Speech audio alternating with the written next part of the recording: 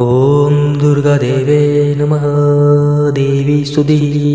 श्रीविष्णुर्वाच नमो देवी महामाये सृष्टिसंहारकारिणी अनादिनिधने चण्डी भुक्तिमुक्तिप्रदे शिवे न ते रूपं विजानामि सगुणं निर्गुणं तथा चरित्राणि कुतो देवी संख्यातीतानि यानि ते अनुभूतो मया तेद्य प्रभावश्चातिदुर्घटः यदहं निद्रयालीना सञ्जातोऽस्मि विचेतनः ब्रह्मणा चातियत्नेन बोधितोऽपि पुनः पुनः न प्रबुद्धः सर्वथाहं सङ्कोचितषडिन्द्रियः अचेतनत्वं सम्प्राप्ता प्रभावात् वचाम्बिके त्वया मुक्ता प्रबुद्धोऽहं युद्धं च बहुधा कृतं श्रान्तोऽहं न चतो श्रान्तो त्वया